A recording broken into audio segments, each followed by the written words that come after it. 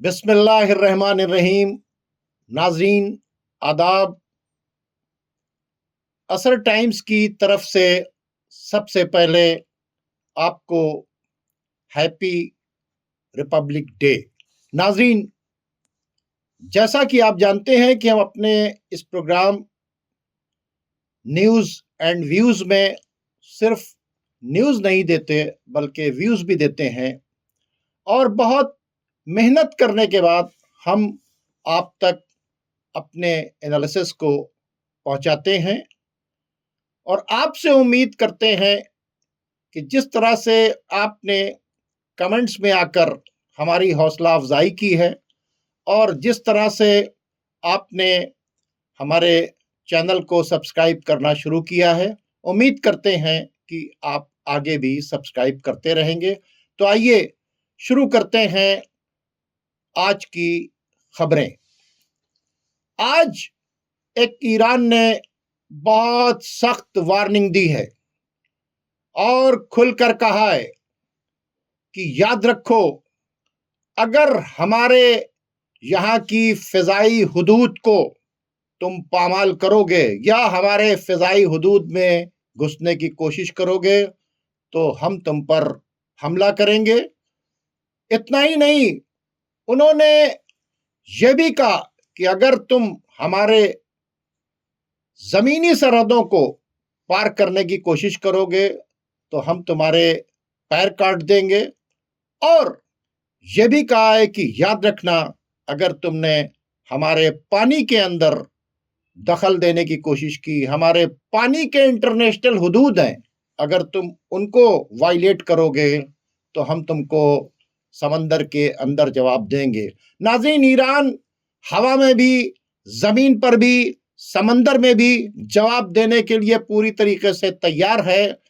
आप देख लें कि सिर्फ और सिर्फ 200 किलोमीटर उधर अमेरिका के वॉरशिप्स खड़े हुए हैं, इधर ईरान की सबमरीन्स हैं, ईरान का जो वॉरशिप है, ड्रोन वॉरशिप, मिसाइल्स, ये सब के सब एक्टिव खड़े हुए हैं।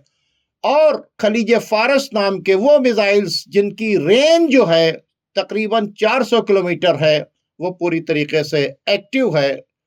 और मोटर बोट्स भी उतार दिए गए हैं कि समंदर के अंदर आओगे तो हम तुमसे समंदर में लड़ेंगे। फिजा के लिए उन्होंने अपने एडवांस रडार सिस्टम को, S-400 को, सबको एक्टिव कर रखा है। और ग्राउंड्स के ऊपर तो आप ये देख लें कि जैसे ही कल रात के अंदर एक टुकड़ी ने जो टेररिस्ट की थी दाखिल होने की कोशिश की, जिसको आगे भेजकर अमेरिका ईरान को डिस्टर्ब कराना चाहता था, उसके ऊपर अटैक ईरान ने कर दिया। तो ईरान एक कदम पीछे नहीं हट रहा है, पूरी तरीके से तैयारियां हो चुकी हैं। इजराइल के अंदर जो है इमरजेंसी डिक्लेयर हो चुकी है, फ्लाइट्स कैंसिल की जा चुकी हैं। यूरोपियन कंट्रीज ने अब अरब कंट्रीज से भी अपने लोगों को निकल जाने की बात कर दी है और ये कहा है कि अब वो जोन सेफ नहीं है, आप सब के सब निकले।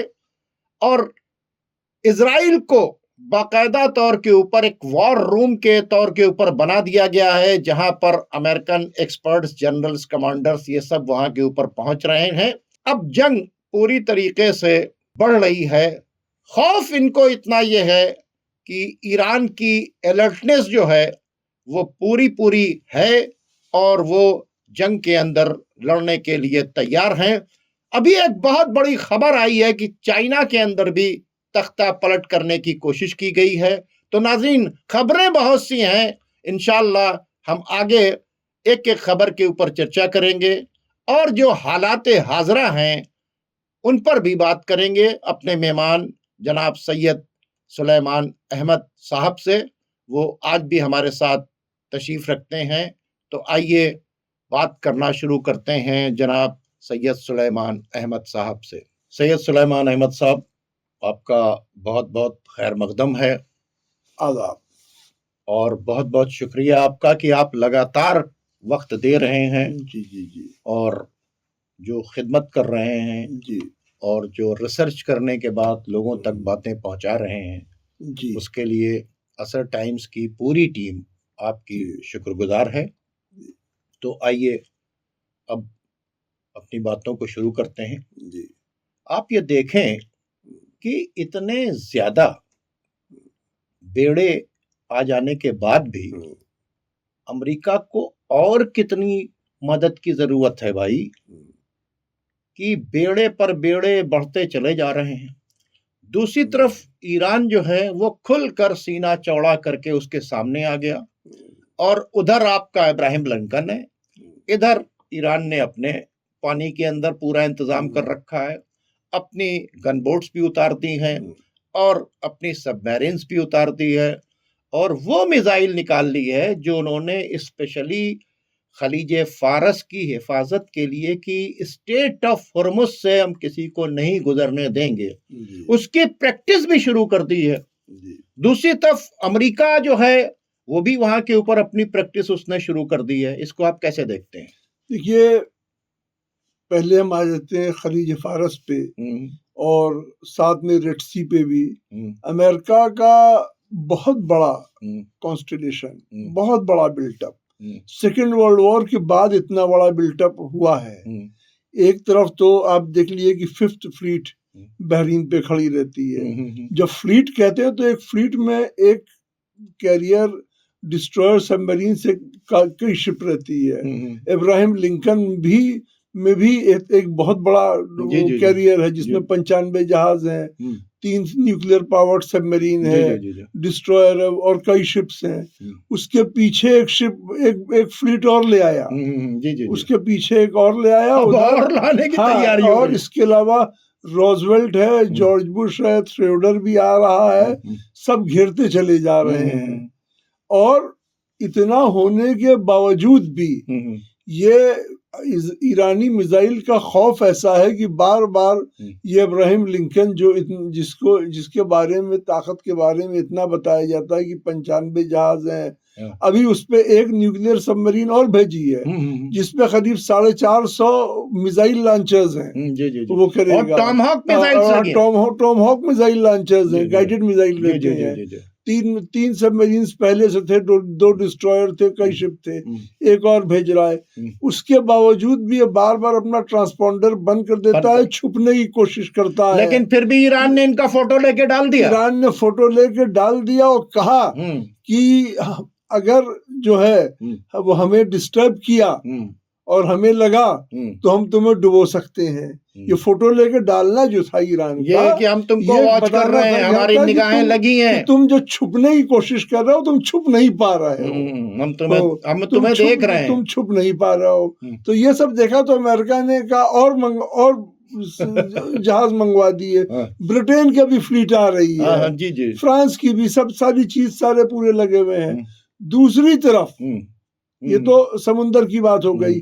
अच्छा, समुंदर में एक चीज और ये कर रहे हैं कि ऐसा लग रहा है कि ईरान का ब्लॉकेट करना चाह रहे हैं कि ईरान के चारों तरफ से घेर दिया जाए। पानी पे आते हुए जहाजों जो आ रहे हैं या जा रहे हैं उनको घेर दिया जाए, कोई मदद ना आने पाए। जैसे हौती ने रोक दिया था ना कि कोई ना निकल पाए, वैसे हौती ने अपने इलाके में रोका था, किसी के खाना पानी नहीं रोका था।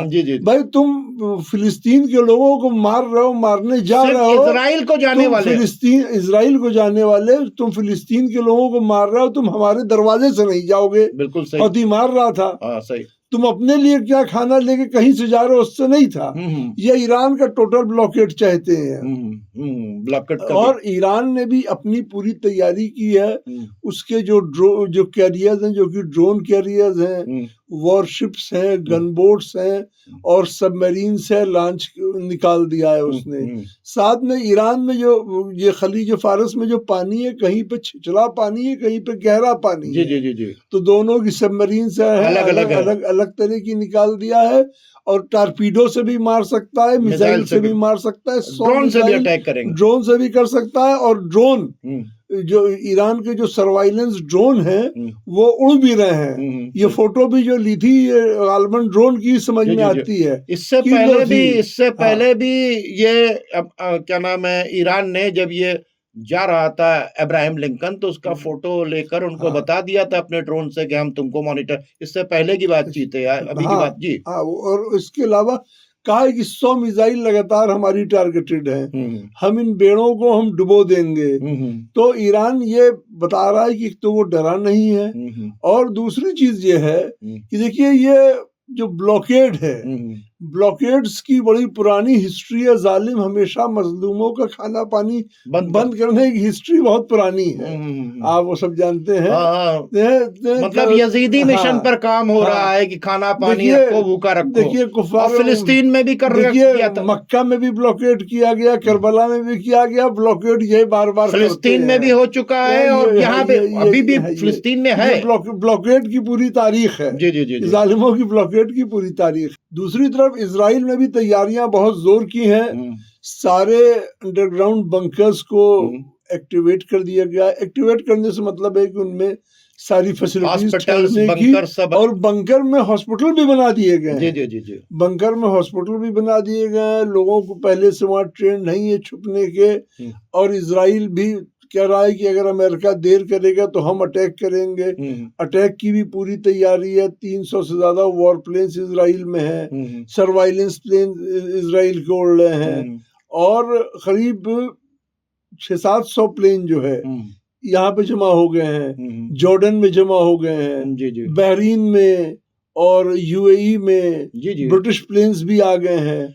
समझ लिए कि आप ये कुल प्लेन को अगर आप जोड़ेंगे, खाली समुद्र के जहाजों में जो प्लेन है उनको आप हटा भी दीजिए तो ये करीब 1000 प्लेन तो यहीं पे हो रहे हैं। भाई इनको तो अभी सबसे बड़ी सिक्योरिटी ये चाहिए कि ये पूरी जंग को कहाँ से मॉनिटर कर रहे हैं, इजराइल से बैठकर। अभी सारे दोनों के सबके कमांडर। अच्छा, दूसरी चीज ये कि जो लोग कह चुके हैं कि हमारी फैसिलिटी ना यूज हो, उनकी भी प्लेन देखे गए हैं। ठीक है, सऊदी अरब में और कतर में भी देखे गए हैं। जी। और इजराइल में पूरा वॉर रूम बन गया है। सेंटकॉम के कमांडर जो मेन कमांडर हैं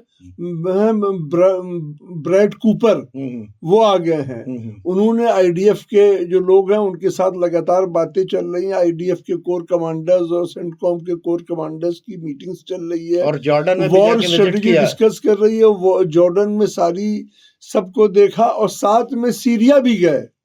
उससे पहले इराक गए, दोनों लगातार गए। सीरिया गए, सीरिया में वहां के अथॉरिटीज से मिले, और जो ISIS के लोग थे उनको उनका ट्रांसफर को देखा। और फिर इराक गए। इराक में इनके कमांडर के जाने से पहले अमेरिकन इराक की गवर्नमेंट से मिले थे, और ये कहा था कि अगर तुम कोऑपरेट नहीं करोगे तो हम तुम्हारा भी ब्लॉकेट कर देंगे, तेल तुम्हारा ना बिकने देंगे, जो पैसा है वो सीज कर देंगे, तुम्हारा तेल ना बिकने देंगे। उसके बाद ये आए हैं। मतलब पहले सिविल अथॉरिटीज ने जाके बताया कि तुम्हें इनके साथ जो ये आएंगे, जो ये कहेंगे उनकी बात माननी पड़ेगी। और करीब जब ये आए हैं ये ब्रैड कूपर, तो इन्होंने पूरा जो मूवमेंट है ISIS के लोगों का सीरिया से इराक, उसको देखा कि वो है। और ब्राइट कूपर, मैं आपकी बात को यहाँ रोक रहा हूँ। ब्राइट कूपर ठीक है, वो यहाँ के ऊपर बैठकर कैसे वॉर होगी इजराइल के अंदर बात कर रहे हैं, समझ में आती है। जॉर्डन गए, ये बात समझ में आती है, ठीक है। फिर ये इराक गए, ये भी बात समझ में आती है। ये सीरिया गए, जौलानी से मिले, यहां तक भी बात समझ में आती है। ये वहां के टेररिस्ट ग्रुप से क्यों मिले हैं, ये इस पे आप क्या देखिए, ये तो मेन बात है। देखिए, टेररिस्ट ग्रुप को ही मोबिलाइज करने के लिए कई चीजें बहुत ही सीक्वेंशियल होती है, जिनको समझना बहुत जरूरी है। सबसे पहले तो इन्होंने कुर्दियों से जो डिस्प्यूट था उसको तय कराया, और देखिए अमेरिका ने धोखा दे दिया कुर्दियों को। दोनों तरफ है, अभी भी धोखा दे दिया। और कुर्दियों से पीछा क्यों नहीं छुड़ाते? कुर्दियों को धोखा दे दिया क्योंकि अब उनको कुर्दियों का यूज नहीं है। अर्जगान से जो बातें हुई हैं, अर्जगान जो है वो है कि भाई कुर्दियों को आप वो ना करें, तो अभी अर्जगान की जरूरत है, तो अभी कुर्दियों को छोड़ दिया। और आईएसआईएस के लोगों से जो इनकी मीटिंग हुई है ब्रैड कूपर की, उन्होंने आईएसआईएस के कमांडर से भी बात की, फाइटर्स अब कमांडर से क्या बात कर रहे होंगे, मिलिट्री स्ट्रेटेजी डिस्कस हो रही होगी कि कैसे वो एंटर करेंगे।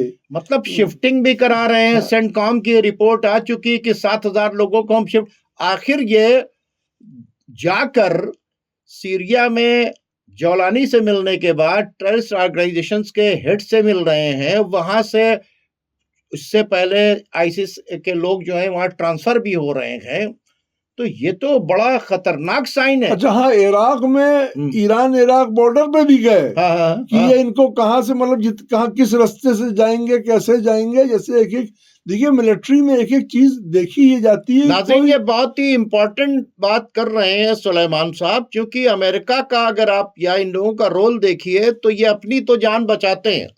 ये हमेशा इन्होंने किसी भी मुल्क को बर्बाद करने के लिए जो भाड़े के सैनिक हैं, ये जो जिहाद के नाम के ऊपर जो जाहिल तैयार किए गए हैं आईसिस जैसे लोगों को, इनको तैयार करें। और आईसिस पे फोकस इसलिए कि इससे पहले पूरा इराक कैप्चर कर लेता, थोड़ा सा बगदाद बचाता अगर सिस्तानी साहब का फतवा ना आया था।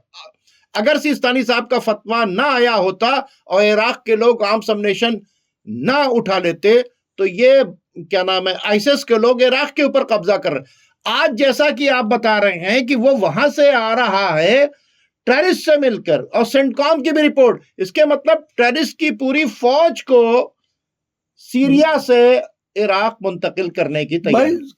इराक के जो अपोजिशन लीडर थे उन्होंने बड़ा एतराज किया कि साहब बाहर के टेररिस्ट को हमारे यहाँ क्यों ला रहे हैं भाई। अच्छा, और जेल से निकाल के ला रहे हैं। देखिए जेल से निकाल के ला रहे हैं। और जब सेंटकॉम के कमांडर ब्रैड कूपर गए होंगे तो आईडीएफ के चीफ उनके साथ चल रहे थे, तो ये सबकी मीटिंग हुई। तो जब इराक के अपोजिशन लीडर का जो ऑब्जेक्शन आया तो इन लोगों ने कहा कि गवर्नमेंट के लोगों ने कहा देखिए ये जो ला रहे हैं ये टेम्परेरी खाली इराकी टेररिस्ट को ला रहे हैं। तो उसने कहा नहीं भाई बाहर वालों को भी ला रहे हैं, तो कहा ये इनको टेम्परेरी ला रहे हैं, फिर इनको यहाँ से हटा दिया जाएगा। अब कहाँ हटाएंगे। नहीं, सवाल ये पैदा होता है कि आखिर सीरिया में जिन टेररिस्ट के ऊपर नौटंकी की जाती है कि आईसिस के ऊपर अमेरिका ने हमला कर दिया, ब्रिटेन ने हमला कर दिया, जेल तोड़ कर, ठीक है, वह आखिर सीरिया के टेररिस्ट को इराक में शिफ्ट करने की जरूरत क्या पेश आई, सिवाय कि जो आप ईरान के अंदर डालना। जो आप कह रहे हैं जेल तोड़ कर, और ये करीब 2-3 दिन में 7,500 टेररिस्ट को जो मूव कराया, ये प्लेन से लिफ्ट कराया होगा। तो military cargo plane, military plane use हुए होंगे इनको शिफ्ट करने के लिए। अच्छा, अब देखिए इराक में जो खताइब हिजबुल्लाह थी, तो टेररिस्ट की इतनी फिक्र क्यों है भाई? ये तो टेररिस्ट के दुश्मन बताते हैं और टेररिस्ट की फिक्र है। देखिए टेररिस्ट से इनको कोई दुश्मनी नहीं है। इन्हीं के बनाए ये खुद कहते हैं कि वी क्रिएटेड अल-कायदा। जी ये जब इनकी जरूरत रहती है तो वो खड़ा कर लेते हैं। सही। अच्छा, साथ में ये है कि अब जब इतना माहौल गर्म हो गया तो इराक के जो लोग थे खताइब हिजबुल्लाह के भी कान खड़े हो गए और उन्होंने कहा कि भाई हम इराक में कोई बदअदनी जो है इस तरह की होने नहीं देंगे। अब मामला गर्म। दूसरी तरफ हिजबुल्लाह पे लगातार इजराइल जो है बॉम्बिंग कर रहा है। अच्छा, हिजबुल्लाह पे बॉम्बिंग क्यों कर रहा है? हिजबुल्लाह पे बॉम्बिंग इसलिए कर रहा है कि अगर कोई इधर से मिलिट्री मूवमेंट होता है तो उस मूवमेंट को हिंडर ना करे हिजबुल्लाह, उस पर कोई अटैक ना करे, कोई ना करे, तो हिजबुल्लाह पहले से टूटा रहे तो ना कर पाए। ये इस तरह की ये पूरी साजिश चल रही है। इसी तरह से इसीलिए ये सिविल वॉर जो थी वहां की उसको भी खत्म कराया गया। अब देखिए, अब जोलानी पे आ जाइए। देखिए, जो लोग ये कहते हैं कि ये एक बहुत बड़ा प्रोपेगेंडा है साहब की सऊदी अरब बदल रहा है और उसने कह दिया कि हम हमला ना हो, और खतर ने कह दिया हम हमला ना हो। बहुत बड़ा चेंज है। सऊदी अरब खतर ने कहा कि मेरी जमीन से हमला ना हो, ये नहीं कहा कि हमला ईरान पर हमला ना हो, ये नहीं कहा मेरी जमीन से हमला ना हो।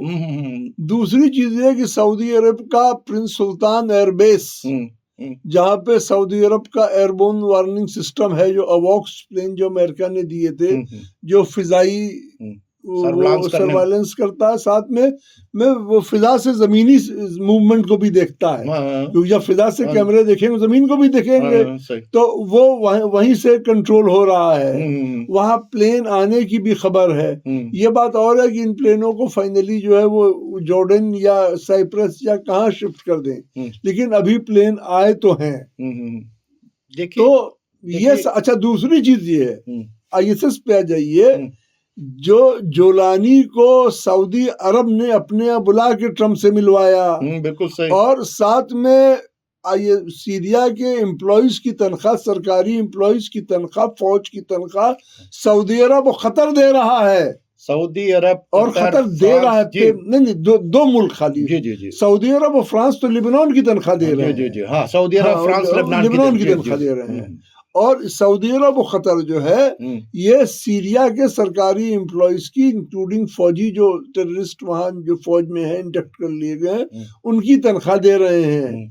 साथ में यही नहीं, साथ में सऊदी अरब एडेड मदरसे सऊदी अरब से लेके पाकिस्तान तक एंटी ईरान के प्रोपेगेंडा में लगे हैं, ताकि जो टेररिस्ट जा रहे हों, जो लोग हों, वो प्रोवोक कर रहे हैं, उनको प्रोवोक किया जा सके, और उनके दिल में अगर कहीं से कोई रहम आ रहा हो, कोई कॉन्शियस जाग रहा हो, तो वो फिर से सो जाए। देखिए, एक बात बताएं, ये जो जिहादी एलिमेंट जो है, जिहादी क्या, फसादी एलिमेंट जो है, ठीक है, हाँ, फसादी सही वर्ड आपने कहा। ये फसादी जो एलिमेंट्स हैं, ये जितना ज्यादा क्या कहते हैं, अमेरिका और इजराइल चाहता है कि ईरान खत्म हो जाए, उससे कम नहीं बल्कि उससे ज्यादा ये चाहते हैं कि ईरान खत्म हो जाए।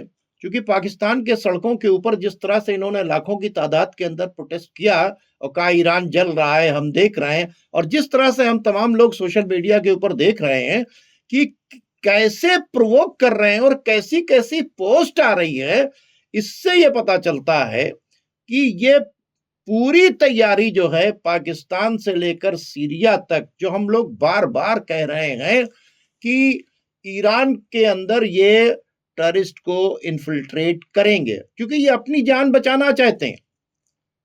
आपने देखा, ये मरवाना किसको चाहते हैं? इन्हीं को मरवाना चाहते। मैं आपके बता, सद्दाम हुसैन को आगे किया जी, 8 साल जंग हुई, कितने अमेरिकन मरे, कितने यूरोपियंस मरे, या इराकी मरे या ईरानी मरे, तो लाखों लोग इन्होंने मरवाए किसको? ये इसी तरह से अब ये आईएसआईएस के जरिए इन्होंने इराक के अंदर पूरा कत्लेआम किया, सीरिया के अंदर भी कत्लेआम कर रहे थे। 80 कंट्री के टेररिस्ट को बुलाकर ये 10 साल तक बशर असद की हुकूमत को गिराने का काम करते रहे। तो टेररिस्ट का यूज जो है, अगर कहा जाए तो अमेरिका अपनी इस जो फोर्स को जो है, ये इसको आगे भेज रहा है ईरान के अंदर। उसकी एक वजह यह है कि फिजा से लाख बम गिरा लो और पानी से हमला कर लो, जमीन जब तक नहीं जीतता तब तक जीत नहीं। तो जब इतनी बड़ी बड़ी डेल्टा फोर्स है तो जाए ना फिर। देखिए, फुट ऑन ग्राउंड, तो फुट ऑन ग्राउंड रखे, इजराइल की आर्मी रखे, अमेरिका की आर्मी रखे ना। फुट ऑन ग्राउंड वो ये चाहते हैं कि जब हम फुट ऑन ग्राउंड रखें तो ये टेररिस्ट हमारा इस्तकबाल के लिए मौजूद रहे। मतलब पहले वो मर के कब्जा कर ले, फिर हम जाए मारपीट करें, तब जब आए तो वो हमें आके हार पहना दे, हमारा इस्तकबाल करें। हम ईरान की आर्मी से ग्राउंड पे जाके ना लड़ेंगे, हम ना लड़े, वो लड़े, वो टेररिस्ट लड़े जाकर। देखिए, एक और बात होती है, ईरान में बहुत बड़ा मिलिट्री मूवमेंट हुआ है। जी। सारे शहरों के किनारे उन्होंने मिसाइल्स लगा दी है, रडार सिस्टम्स लगा दिए हैं, और क्या कहते हैं, ये जो रिफाइनरीज और जो इम्पोर्टेंट नेशनल इम्पोर्टेंस के और स्ट्रेटेजिक, देखिए ऑयल रिफाइनरीज और ऑयल डिपोज इसलिए है कि भाई अगर रिफाइनरीज को, ऑयल डिपोज को उन्होंने बॉम्ब कर दिया तो वो जो टैंक है और मिलिट्री व्हीकल्स है उनमें तेल ना भर पाएगा, वो पूरा तो कैसे हो जाएगा, उसमें उन्होंने लगा दिया है। अगर ये 50 टारगेट जो है चुने हैं, जिसके अंदर उनकी ऑयल रिफाइनरीज भी हैं। अगर ये टेररिस्ट चले गए ईरान में तो पता लगा टेररिस्ट कहीं छुपे हुए हैं और मिलिट्री मूवमेंट हो रहा है, मिसाइल के लॉन्चर्स जा रहे हैं, उन्होंने उस पर अटैक कर दिया। जी जी जी। तो वो हिंड्रेंस होगा, बड़ा बाधक होगा, वो है। हाँ, आपने चाइना की खबर का जिक्र किया था। हाँ, वो बहुत बहुत हाँ, बड़ी कि चाइना के अंदर जो है वहाँ के उनके टॉप आर्मी के वो CIA के एजेंट निकले। वो अरेस्ट कर लिए गए हैं। वो CIA के एजेंट निकले। दरअसल चाइना में तख्ता पलट की साजिश चल रही थी। इसका भी मामला गल्फ से है। हाँ, वो गल्फ से है। इसलिए है कि ईरान को चाइना लड़ तो नहीं रहा है, मिलिट्री हार्डवेयर देने वाला, फ्यूल देने, ये जैसे मतलब रॉकेट का फ्यूल देने वाला, बहुत सारी चीज देने वाला। अभी जो ईरान में जो एयर डिफेंस सिस्टम लगा हुआ है, वो एयर डिफेंस सिस्टम तो वो S-4 रशिया का है, और S-400 और S-300 दोनों रशिया का है, लेकिन चाइना के भी सिस्टम लग गए हैं। जी जी, बिल्कुल। और बहुत सारे चाइनीज मिलिट्री हार्डवेयर भी है। जी जी जी। तो जिनका की रिपेयर और सारा चीज चाइना के हाथ में है।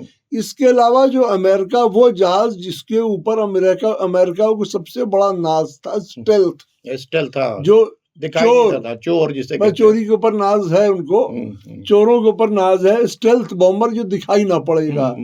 ये इसमें ये कैपेसिटी है कि जो रडार की वेव्स रहती है, या उनको ये एब्जॉर्ब कर लेता है, या कहीं डाइवर्ट कर देता है, ये रडार पे आती नहीं, वापस नहीं आती। लेकिन चाइना ने जो अभी नए रडार बनाए हैं, वो उनमें लॉन्ग रेजोनेंस वेव है, जिसके जरिए वो उसमें आ जाएगी। ईरान को चाइना ने वो सिस्टम दिए हैं, और साथ में कुछ सैटेलाइट का अरेंजमेंट ऐसा है कि वो चाइना के रडार पे जब आएगा तो वो इमेज ईरान को अपने सैटेलाइट से रिडायरेक्ट कर देंगे। जी जी जी जी। तो चाइना भी देख लेगा और ईरान को भी मतलब इसको बिल्कुल इजी समझा रहे हैं कि चाइना देख लेगा और उनको इत्तला भी कर देगा कि तुम्हारे यहाँ ये है। ये सारे इसमें अगर ऐसे टाइम पे चाइना डिस्टर्ब हो जाए तो सप्लाई चेन टूट जाए, मेन मिलिट्री चेन टूट जाए, तो ये बहुत बड़ी साजिश थी। जैसे जौलानी आ जाए तो वो सप्लाई चेन टूट जाए, वैसे चाइना के आर्मी चीफ को अगर हम अपने यहाँ खरीद लें, वो कूप कर लें, तो एक सप्लाई लाइन जो है जहां हम जा रहे हैं ईरान को मिटाने के लिए, वो टूट जाए, तो ये तो बहुत ही खतरनाक, क्या नाम है, बहुत खतरनाक साजिश थी। किसी भी मुल्क के अगर आर्मी चीफ को कोई खरीद ले, ये जोक नहीं है, बहुत बड़ी बात, बहुत बड़ी बातचीत। देखिए आज चाइना में, आज चाइना जो ग्लोबल पॉलिटिक्स बदल रही है, या ग्लोबल पॉलिटिक्स में जो चैलेंजेस हैं, इसमें अमेरिका को चैलेंज करने वालों में चाइना, रशिया और ईरान यही ब्लॉक है जो अमेरिका को चैलेंज कर रहा है। जी जी जी जी। और लड़ रहा है अमेरिका से खाली ईरान, रशिया अपने उसमें फंसा हुआ है, और पीछे से चाइना दोनों को बहुत ही वाइटल सपोर्ट कर रहा है। तो अगर ये हो जाती, खुदा ना खास्ता, यूक्रेन वाली वार को जिताने में भी आसानी होती कि रशिया का भी सपोर्ट चाइना है और ईरान का भी सपोर्ट जो है वो सपोर्ट टूट जाए, अगर मैं यहाँ पर किसी को कूप करवा कर वहां के ऊपर बैठा दूं, शी जिनपिंग को हटा दूं, अपना आदमी बैठा दूं, और उन्होंने पकड़ लिया। ये तो बहुत बड़ा। और दूसरी तरफ जो डॉलर को चैलेंज आ रहा है, वो उसमें भी चाइना बहुत बड़ा है। देखिए बहुत सारे मुल्कों में, जिसमें अमेरिका के कुछ दोस्त हैं, यूरोपियन कंट्रीज, डेनमार्क वगैरह, सब ने अमेरिकन बॉन्ड्स बेचने शुरू कर दिए हैं। जी जी जी। और चाइना ने भी, और जो टाइम बाउंड के हैं, जिनमें टाइम का लिमिटेशन है, उनको भी बेच रहे हैं वो डिस्काउंटेड उसमें, उसके बदले सोना खरीद रहे हैं। इसीलिए सोना जो है वो लगातार चढ़ रहा है। तो ये सारी उस पे बहुत बड़ा नुकसान हो जाता, जो शुक्र है कि मालिक का कि नहीं हो पाया। अच्छा, एक बात है, इससे तो अब चाइना भी सोच रहा होगा, ओहो हमारे साथ तो ये बहुत बड़ा गेम। तो अब चाइना क्या करेगा? ऐसा तो नहीं है अब चाइना भी पूरी तरीके से ईरान को सपोर्ट करेगा, तो उनका प्लान तो फेल हो गया। तो सक्सेस, देखिए एक प्लान किया कि ईरान के अंदर प्रोटेस्ट के बहाने लोगों को भेजकर और वहां के ऊपर हम वहां पे रिजीम को चेंज करवा दें, वो प्लान चेंज हुआ उनका, ठीक है, कंट्रोल कर लिया गया। फिर वहां के ऊपर पूरा स्टारलिंक का पूरा सपोर्ट लिया गया, वो कम्युनिकेशन एक वॉर थी, वो फेल हुई। अब जो सप्लाई लाइन है रशिया की और ईरान की, यानी उस चाइना के आर्मी चीफ को खरीद कर वहां के ऊपर रिजीम ही चेंज करवा दो। मतलब किस किस तरह का गेम हो रहा है। अरे भाई बहादुर, तुम बहुत बड़े हो, इतनी आर्म सबनेशन लेके आए हो, तुम्हारे पास डेल्टा फोर्स है, ये सब ले जाओ ना ग्राउंड के ऊपर, लड़ो। कभी आतंकवाद उसके बाद भी इतना खाइफ है हाँ कि इब्राहिम लिंकन छुपता फिर रहा है और ईरान कह रहा है कि मेरे 100 मिसाइल तुम्हारे ऊपर हैं, तुम मेरी नजर में हो, कुछ करोगे तो तुम्हें डुबो देंगे। ये बड़ी बातचीत है कि हमारी हवाई सरहद को अबूर करोगे तो हम मारेंगे, हमारे पानी में आओगे तो हम मारेंगे, हमारी जमीन पर बूट रखोगे तो हम मारेंगे। तो ये एक अजीब किस्म की जंग है जो देखने को मिल रही है कि, और उधर से हथियार पे हथियार, असलहे पर असलहे चले जाते हैं। मतलब हमें तो इसमें, जब कूफे में जनाबे मुस्लिम को जी घेरा गया और बार बार फौज मंगा रहा था, तो एक बार उसने कहा इब्ने ज़ियाद ने कि एक आदमी को पकड़ने के लिए इतनी फोर्स, इतने सिपाही। तो कहा क्या कूफे के किसी बनिया बक्काल से लड़ने के लिए भेजा है? ये बनी हाशिम वाले लोग हैं। उसी तरह से आज ये इनके समझ में आ रहा है कि ये कहीं लीबिया नहीं है, ये क्या नाम है, इराक नहीं है, ये ईरान है। इस वक्त ईरान ने ये तो मनवा लिया कि भाई अब ईरान से लड़ना आसान नहीं, सारी तैयारी करो, चारों तरफ से आ जाओ, ब्रिटेन आ जाओ, क्या नाम है, यूरोप आ जाओ, अरब कंट्रीज आ जाओ, उसके बाद और भेजते रहो। ये ऐसा है कि जो भी आपने बात कहा उसको सुन के मेरे दिल में एक बात आ गई, कहिए तो इजहार कर दे। जी जी जी बताइए। देखिए ऐसा है कि बहुत सारे लोग मुद्दतों से ये कहते आए कि अरे साहब ये सब बनाई हुई कहानियां हैं, कहीं ये हो सकता है कि इतनी बड़ी फौज इनको घेरे, कहीं ये हो सकता है कि खाना बंद करें, कहीं ये हो सकता है पानी बंद करें, और लेकिन ये सब बनाई हुई हिस्से हैं। लेकिन अब जो जुल्म जो है अपने को जब मैनूवर करता है तो किस तरह से मैनूवर करता है, और जुल्म जालिम कितना खौफ रहता है कि वो अपने मदद के लिए कितने साथियों को लेके आता है। ये देखना हो तो आज देख ले, ये साबित हो रहा है कि जालिम हर दौर का ऐसा ही था। बहुत अच्छी आपने बात कही। जो लोग इस्लामिक हिस्ट्री को जानते हैं वो देख लें कि 1400 साल पहले भी अगर चले जाए, अगर करबला के अंदर खड़े होंगे तो पता होगा कि वो जो लोग मारने आते थे वो अपनी जान बचाकर भागते थे, और जो मुकाबले के ऊपर खड़े थे उनमें से कोई एक आदमी पीछे नहीं हटा, वो लड़ता रहा। जो दर्स करबला मैं बताता हूं कि बार बार ईरान ने जो लिया है तो वो उस पर डटे हुए हैं। या ये जितनी प्रॉक्सीज हैं ये क्यों खड़ी हुई हैं, क्यों सरेंडर नहीं हो रही हैं, क्यों चैलेंज कर रही हैं? क्या उनको नहीं पता है कि हमारी जान चली जाएगी? देखिए जिन सोसाइटीज में शहादत को इज्जत दी जाती है उन सोसाइटीज के लोग हौसला दिखाते हैं, और वक्त पड़ने पे जिसे कहते हैं ऑन द ओकेजन वो करके दिखाते हैं कि शुजात किसे कहते हैं। और जहां पे शहादत को इज्जत नहीं मिलती वहां के लोग सिर्फ पावर के साथ मिल के फायदा उठाने के चक्कर में रहते हैं। और ये एक दिन की नहीं, ये आज साजो सामान बदल गई है। हमें ह्यूमन हिस्ट्री हमेशा यही रही है। देखिए आप देखिए हमारे सिख भाई हैं, उनके यहाँ भी जो शहादत है, शहादतें हैं, उनको वो बड़ा ऑनर करते हैं। तो आप देख ले कि जंग आज़ादी में और बहुत सारे मौके पे जब भी हिंदुस्तान को की जरूरत रही तो वो भी जो है बिल्कुल सही आगे और शहादत का जाम पिया और देश की बचत की। आज 26 जनवरी है, भाई चंद्रशेखर आजाद हटे नहीं, भगत सिंह हटे नहीं, अशफाकुल्ला खान हटे नहीं। अपनी जमीन को बचाने के लिए वो किसी की जमीन पे कब्जा नहीं करना चाह रहे थे, अपनी जमीनों को अंग्रेजों से आजाद कराना चाहते थे। ईरान के अंदर अगर आप स्पिरिट देखें तो ईरान के अंदर यही स्पिरिट पाई जा रही है कि वो दूसरे की जमीन के ऊपर कब्जा नहीं कर रहे, जालिम के आगे सरेंडर नहीं हो रहे, अपने आप को किसी का गुलाम नहीं बना रहे, आजाद रहना चाहते हैं। और बाकी तमाम ममालिक को देखिए, वो अमेरिका के, यूरोप के किसी न किसी के गुलाम बने हुए हैं। जंग क्या है वो इसी उस पर चल रही है, और यही वजह है कि जो कब्जा करना चाहते हैं वो अपनी जान बचाना चाहते हैं। फौजें सामने हैं, आमने सामने है, जंग इनको शुरू करना है, अटैक ये करने के लिए आए हैं। ईरान अटैक करना नहीं चाह रहा जी। ईरान नहीं गया है अटैक करने के लिए अमेरिका के ऊपर या इजराइल के ऊपर। ये अटैक करने की बात कर रहे हैं ना, ये धमकियां कर रहे हैं ना, ये जलाने की बातचीत कर रहे हैं ना, ये ईरान को खत्म करने की बातचीत कर रहे हैं ना, ये रिजीम चेंज करने की बातचीत कर रहे हैं ना, वो सामने खड़े हुए हैं, आओ हमारे पास। तो इस वक्त पूरी दुनिया देख रही है कि वो अपने मकसद में कामयाब नहीं हो पा रहे हैं।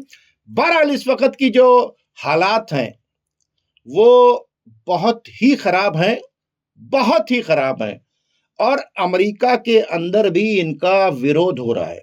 और एक वहां पर एक्सपर्ट्स ये कह रहे हैं कि भाई ये ईरान है, अगर ये जंग लंबी छिड़ गई, ये क्या चाह रहे थे कि हम बस शॉर्ट टर्म हफ्ते 10 दिन के अंदर मारपीट के अपना जो है फिर बाकी ये अच्छे लोग हर जगह हैं, अमेरिका में भी अच्छे लोग जी जी जी ट्रम्प के खिलाफ हैं, और 70% यहूदी भी ये कह रहे हैं कि न्यूयॉर्क के रहने वाले 70% यहूदी कह रहे हैं कि मैं इजराइल के इस एक्शन के खिलाफ हूँ, ये बर्बादी की तरफ ले जा रहे हैं। हर सोसाइटी में अच्छे लोग ज्यादा होते हैं, बुरे लोग कम होते हैं। हाँ, बुरे लोग डोमिनेट करना और वो एजेंडास को हाईजैक करना जानते हैं। आप एक बात बताइए, यूरोप के लोग हों या अरब के लोग हों, लोग जो हैं, अवाम जो हैं, वो पूरी तरीके से अमेरिका के खिलाफ है जी। जब जंग के बादल नहीं मंडरा रहे थे उस वक्त 90% लोग खिलाफ थे कि अरब कंट्रीज अमेरिका और इजराइल के साथ न रहे, इनके खिलाफ थे। अब इस वक्त जब जंग होने वाली है तो इसके मतलब उससे ज्यादा अवाम खिलाफ है अरब रूलर्स के, मुस्लिम रूलर्स के, बहुत बुरी तरीके से। और ये जो खेल इन्होंने खेला है, अभी पीस बोर्ड बनाया है, इस पीस बोर्ड को लेकर भी बड़ा हंगामा हो रहा है। कहा जा रहा है कि ये $1-1 बिलियन लेंगे, पैसा ये लाएंगे, बनाएगा इनका दामाद, यानी अपने दामाद को ठेका देने के लिए ये सारा खेल हो रहा है। देखिए, मैं एक बात कह रहा हूँ, भाई ट्रम्प कहता है कि मैं प्रॉपर्टी डीलर हूँ और मैं अभी दिल से प्रॉपर्टी डीलर हूँ। तो मैं ये समझता था कि ये प्रॉपर्टी डीलर और भू माफिया खाली इंडिया में होते हैं, ये मालूमात में इजाफा बाकी हर जगह ऐसे ही होते हैं। और सबसे बड़ा माफिया जो है, हर जगह ऐसे लैंड माफिया जो है, ये मेरे मालूमात में इजाफा हुआ। देखिए वो सिर्फ लैंड माफिया नहीं है, हाईलैंड नेचुरल रिसोर्सेज माफिया भी है, इसीलिए वो ग्रीनलैंड में चलेगा पहले क्योंकि उसमें लैंड लगा था। हाँ, बहुत अच्छी बात है। नाज़रीन, चूंकि टाइम खत्म हो गया है, अगर आप इस पूरी जंग को अच्छे ढंग से समझें तो ईरान के पास जो कुछ है वो लेकर मैदान में डटा हुआ है, वहां कोई घबराहट नहीं है।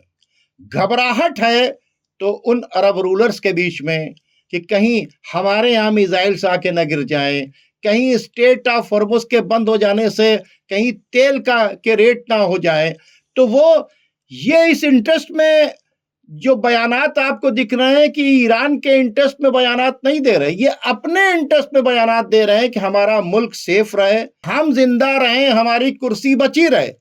और यही जॉर्डन जो कहा करता था कि हम किसी जंग का हिस्सा नहीं बनना चाहते, इसलिए हमने ईरान की तरफ से आने वाले मिसाइल्स को रोका है। आज पूरी दुनिया देख ले कि सबसे आगे अगर कोई खड़ा हुआ है वो जॉर्डन है। तो इसके मतलब जो अमेरिका और यूरोप ने हमेशा से मुस्लिम गद्दार रूलर्स के कंधों को इस्तेमाल किया है, चाहे ऑटोमन एम्पायर को गिराना हो और चाहे आज ईरान के ऊपर अटैक करना हो और चाहे इजराइल को पूरी तरीके से बर्बाद करना हो। हालात ये हैं कि ईरान अपनी पूरी फोर्स के साथ में समंदर के अंदर भी और हवा के अंदर भी और जमीन के ऊपर भी खड़ा हुआ है। हौती के लोग जो हैं वो अपनी मिसाइल्स लेकर, अपनी बोट्स लेकर समंदर के अंदर खड़े हुए हैं। हजदल शाबी के लोग जो हैं वो इराक के अंदर खड़े हुए हैं। हिजबुल्लाह जो है वो पूरी तरीके से लेबनान के अंदर खड़ी हुई है। यहां तक कि ये भी न्यूज आ रही है कि हमास के लोग जो हैं वो भी पूरी तरीके से तैयार खड़े हुए हैं कि अगर ईरान की वार होगी तो फिर आप ये देखिएगा ईरान और ईरान की प्रॉक्सीज आखिरी ताकत तक लड़ेगी, वो कहीं पर सरेंडर नहीं करेगी। अभी देखिएगा जैसे चंद चेहरे आपके सामने आए हैं जॉर्डन और यूएई के, अभी बहुत से गद्दार मुस्लिम चेहरे आपके सामने और आएंगे। अब आप हमें हमारे मेहमान को इजाजत दीजिए। खुदा हाफिज।